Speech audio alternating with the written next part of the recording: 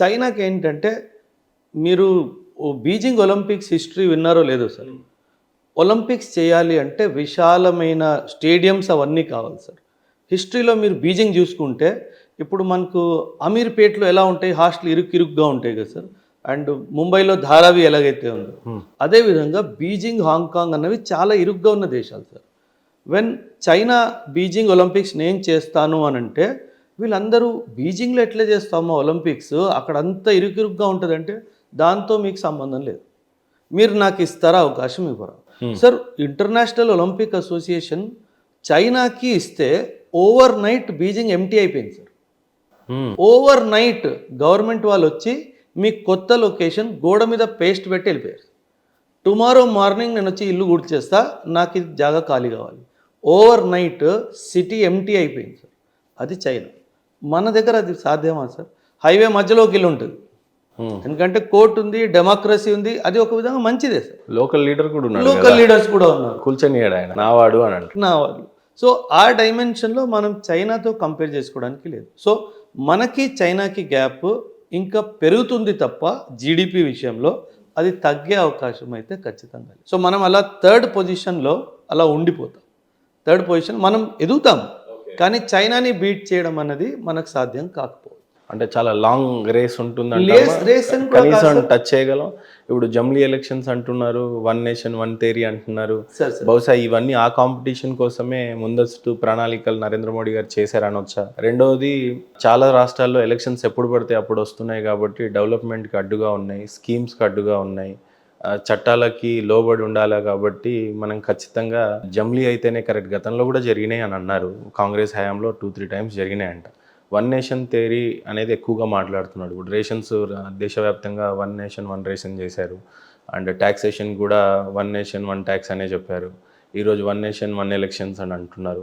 ఈ అన్నీ కూడా నిజంగానే చైనాతో కాంపిటీట్ చేయడానిక, ఎకానమీలో మనం ఉన్నాము, ఈ కాంపిటీషన్ రేస్లో ఉన్నాం వాళ్ళు గ్రహించి చేస్తున్నటువంటి ఇదా? ఏ రకంగా దీన్ని చూడవచ్చు? జీడిపి థర్డ్ ప్లేస్కి ఉండిపోతాం అనే మీ theory I can accept it. But from 10 to 4th ప్లేస్కి వచ్చాము. అది ఎట్లాంటి వనరులను వీళ్ళు యూజ్ చేసుకున్నారు అంటే త్రూ ట్యాక్సేషన్నే compulsory all nations will move forward. But ఆ ట్యాక్సేషన్ని పెంచుకునే పద్ధతులు జనాలకి యూజ్ అవ్వకుండా, ఇన్ఫ్లమేషన్ పెరగకుండా, రేట్స్ ద్రవ్యోల్బణం అన్ని దృశ్యాన్ని పెట్టుకొని చేసేటువంటి ఎకనామీ. ఫ్రమ్ 10 నరేంద్ర మోడీ హయాంలోనే 10 నుంచి 4th వచ్చింది కాబట్టి ఇలా మాట్లాడాల్సి వస్తుంది. Not about party but we're a nation.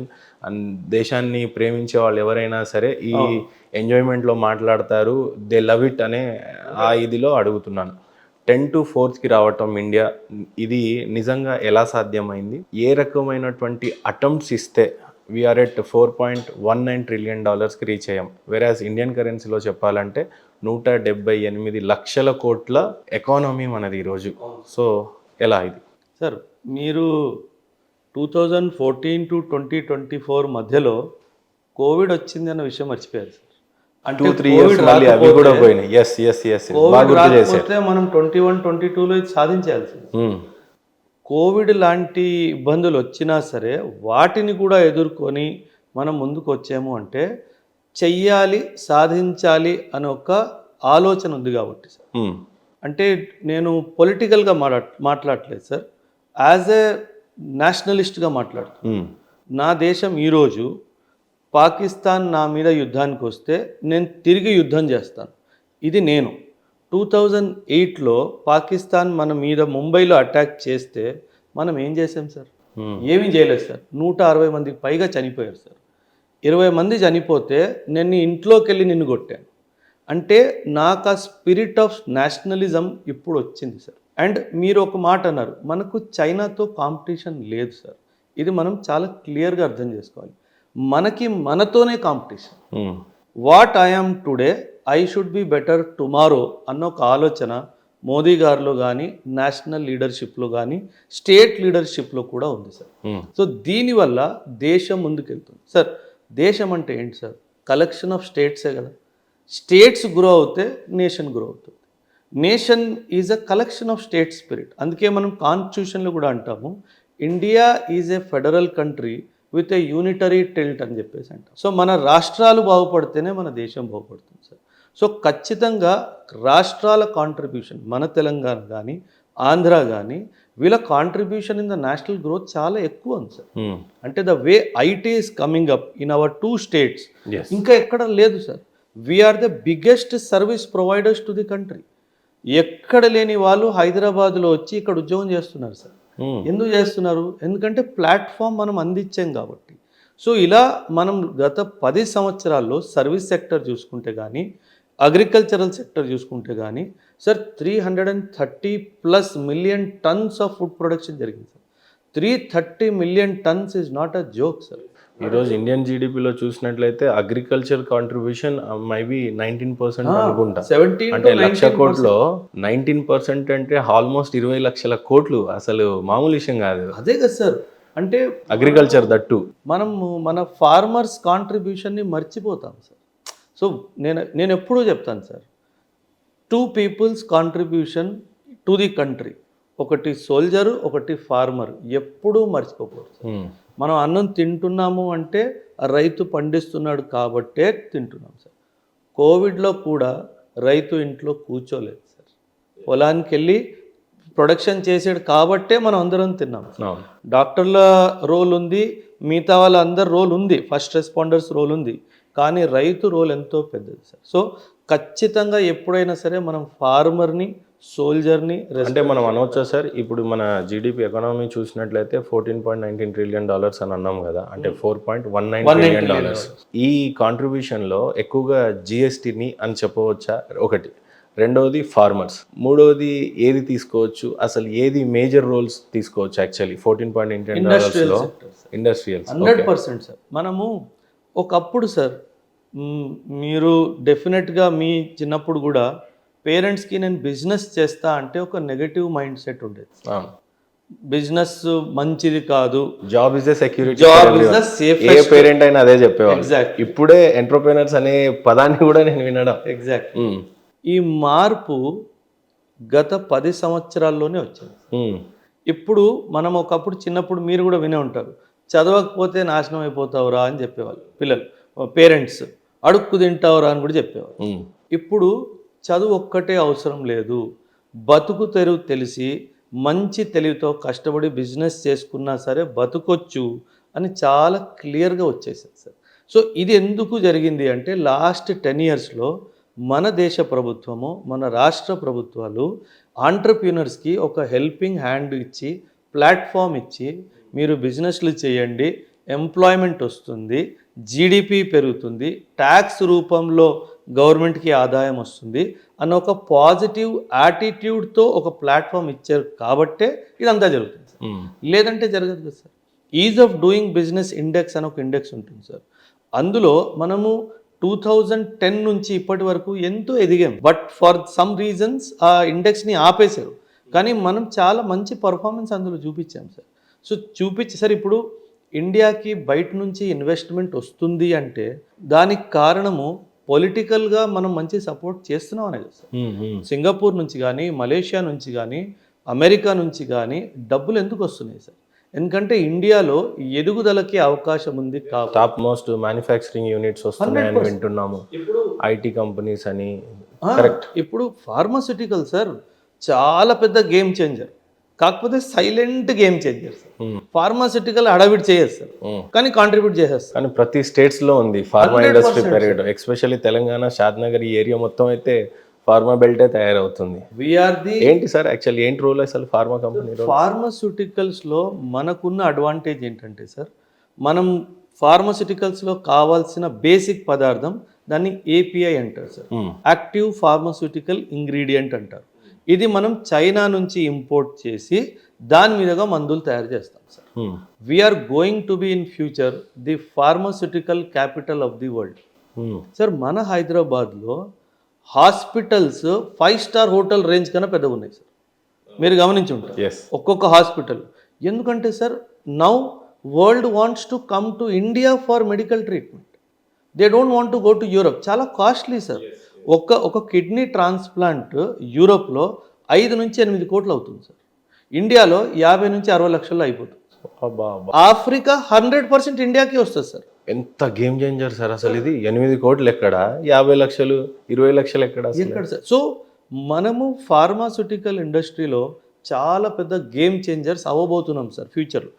అంత పెద్ద విషయం ఎందుకు సార్? కోవిడ్లో వ్యాక్సిన్ సార్, ఇండియా వ్యాక్సిన్ మైత్రి ఇనిషియేటివ్లో 140 crores వ్యాక్సిన్స్ డిస్ట్రిబ్యూట్ చేసింది సార్.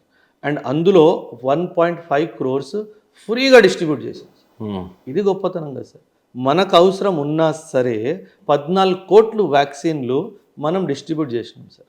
అందులో 1.4 crores ఫ్రీగా ఇచ్చాం సార్. ఆఫ్రికా ఈ ఫ్రీ అంటే ఏంటో నాకు ఇంతవరకు అర్థం కాలేదు సార్. ఎందుకు భారతదేశ ప్రభుత్వము, మనకు కూడా అవసరం ఉండింది అదే వ్యాక్సిన్. ఈ భారతదేశం వరల్డ్లోనే పాపులేషన్లో నెంబర్ 1 ర్యాంక్ ఉన్నాం మనం, 144 కోట్ల జనాభా మనం. అలాంటి వ్యాక్సిన్ని చాలా దేశాలకు ఫ్రీగా ఇచ్చింది అనేది విన్నాం. ఎన్ని దేశాలకు మీరే చెప్పాలి. 96 అండ్ ఈ ఫ్రీగా ఇవ్వటం థియరీ ఏంటో నాకు అర్థం కాలేదు. ఈరోజు శత్రు దేశాలకు కూడా ఫ్రీగానే ఇచ్చింది. మరి మనకు అవసరం లేకుండిందా? దానివల్ల మనం ఏమైనా ఎకానమీ లాస్ అయ్యామా, లేకపోతే ఫ్రీగా ఇచ్చి ఏంటి అసలు ఈ ఫ్రీగా ఇవ్వటం వెనకాల ఉన్న రహస్యాలు ఏమైనా ఉన్నాయా సార్? మనము బిలీవ్ చేసే థియరీ వాసుదైవ కుటుంబకం సార్. ఈ వరల్డ్ అంతా ఒక్క కుటుంబం అని మనం భావిస్తాం సార్. అందుకు మనం చేస్తాం సార్. సో అందుకే ఎథికలీ ఇండియా ముందు ఏ దేశం నిల్చోలేదు సార్. మనం ఇప్పుడు టర్కీయే కానీ, ఈ టర్కీలో భూకంపం వస్తే మనము 6 130J విమానాలు నిండగా డిజాస్టర్ రిలీఫ్ మెటీరియల్ పంపించాం సార్ వాడికి. అండ్ వాడు పాకిస్తాన్ ఈజ్ మై ఫ్రెండ్ అన్నాడు sir, Pakistan is my brother అన్నాడు సార్. అంటే వాడికి బుద్ధి లేదా, సిగ్గు లేదా, మానవత్వం లేదా తెలియదు సార్. అంతెందుకు సార్? కానీ ఇక్కడ చిన్న doubt sir, A point of వ్యూలో వాడు బ్రదర్ అయ్యాడు పాకిస్తాన్ టర్కీకి?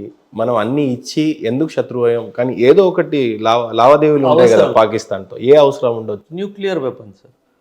పాకిస్తాన్కి అంత సీన్ ఉందా? Pakistan is the only Islamic country that has nuclear weapons sir. ఇంకెవరి దగ్గర ఇస్లామిక్ కంట్రీ దగ్గర న్యూక్లియర్ వెపన్ లేదు సార్. అచ్చా, ఇరాన్లో కూడా లేదు ఇప్పుడు. ఎవరి దగ్గర? ఇరాన్ లేదు. ఇంకా they have not developed it. Okay. ఇంకా యురేనియం ఎన్రిచ్మెంట్ 70-80% దగ్గరే ఉంది. న్యూక్లియర్ అణుబాంబు తయారవ్వాలి అంటే యురేనియం ఎన్రిచ్మెంట్ 90% అవ్వాలి. ఇంకా అవ్వలేదు.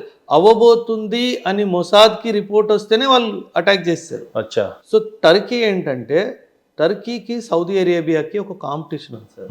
ఇది మీ ఆడియన్స్ కూడా అర్థం చేసుకోవాలి. టర్కీకి సౌదీ అరేబియాకి కాంపిటీషన్ ఏంటంటే, మిడిల్ ఈస్ట్లో రాజు ఎవరు? సౌదీ అరేబియా ఉంటుంది, మెక్కా మదీనా నా దగ్గర ఉంది కాబట్టి ఇస్లామిక్ వరల్డ్కి రాజుని నేను. టర్కీ ఏమంటాడు?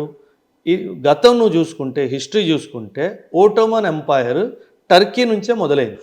అంటే స్టార్టింగ్ పాయింట్ అనుకోండి. So Turkey was the epicentre of Islamic rule. So నేను రాజు, నువ్వు కాదు అంట.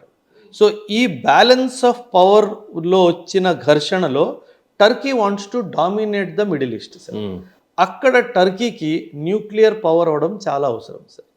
So that is the reason why టర్కీకి పాకిస్తాన్ ఎంతో అవసరం. అచ్చా, మనం సపోర్ట్ చేయలేమా న్యూక్లియర్? ఒకవేళ నిజంగా మనతో మైత్రి ఉంటే అసలు మనం ఎందుకు చేయాలి సార్? ఓకే, అది మన న్యూక్లియర్ వెపన్ కదా, వాడికి ఎందుకు ఇవ్వాలి మనం? అసలు మరి పాకిస్తాన్ ఎందుకు ఇస్తాడు? వాడికి అవసరం ఉంది కాబట్టి, అంటే వాడికి డబ్బులు తెచ్చుకుంటాడు కాబట్టి. మనకు డబ్బులు అవసరం లేదు కదా సార్. అచ్చా, మనకు అడుక్కునే అలవాటు లేదు సార్. పాకిస్తాన్కు ఉన్నట్టు అడుక్కునే అలవాటు భారతదేశానికి లేదు. మీకు హిస్టరీ తెలిస్తే కనుక 1991లో మనం IMFలో బెయిల్అవుట్ ప్యాకేజ్ తీసుకున్నాం సార్. 78 years ఆఫ్ ఇండిపెండెంట్ హిస్టరీలో ఒక్కసారి తీసుకున్నాం సార్. ఆ ఒక్కసారి కూడా మనం in fact prime minister Manmohan Singh గారు కానీ, రంగరాజన్ సార్ కానీ వాళ్ళ ఆటోబయోగ్రఫీస్లో రాశారు. మనం దాన్ని కూడా ఒక సిగ్గుచేట్లా భావించాం. అంటే యాజ్ ఎ దేశం మనం అడుక్కోవాల్సి వస్తుంది, ఈ పరిస్థితి మళ్ళీ రాకూడదు అని ఒక శపథం తీసుకొని మనం LPG రిఫార్మ్స్ తీసుకొచ్చాం సార్. మనకి ఇచ్చిన గడువు ముందే ఆ లోన్ తిరిగి ఇచ్చేసాం సార్. IMF దగ్గర తీసుకున్నాం సార్. IMF దగ్గర, ఇంటర్నేషనల్ మానిటరీ ఫండ్ దగ్గర ఆ డబ్బు తీసుకున్నది తిరిగి ఇచ్చేయడమే కాకుండా టైంకి ముందే తిరిగి ఇచ్చేసాం. అదే కాకుండా ఇప్పుడు ఇండియా IMFకి డబ్బులు ఇస్తుంది, ఇంకెవరికైనా కావాలంటే నువ్వు ఇచ్చుకో. ఇలాంటి చెయ్యి ఇలాగైంది సార్. ఎందుకయింది? ఒక ఆలోచన, పాజిటివ్ ఆలోచన, నేను ఇంకోసారి పరిస్థితి చూడకూడదు సార్. ఈరోజు నా దగ్గర ఫారెక్స్ రిజర్వ్స్ $660 billion ఉన్నాయి సార్. పాకిస్తాన్ దగ్గర $12 billion ఉన్నాయి సార్. వాడు నా మీద పోటీకి వస్తాడేంటి సార్? 60 times ఎక్కువ మనం. అసలు పోటీ ఎక్కడుంది సార్? సో ఇదంతా సార్ మీరు నేను కొంచెం హిస్టరీలో బీసీలో తీసుకెళ్ళిపోతాను సార్. అర్థశాస్త్ర అని ఒక బుక్ రాశారు సార్, చాణక్య కౌటిల్య గారు ఒక బుక్ రాశారు అర్థశాస్త్రలో. He talks about Saptanga theory sir. Saptanga theory అంటే ఎనీ స్టేట్కి 7 అంగాలు ఉంటాయి. స్వామి అంటే రాజు, అమాత్య మినిస్టర్స్, జనపాద టెరిటరీ, దుర్గ ఫోర్ట్, కోశ ట్రెజరీ, దండ ఆర్మీ.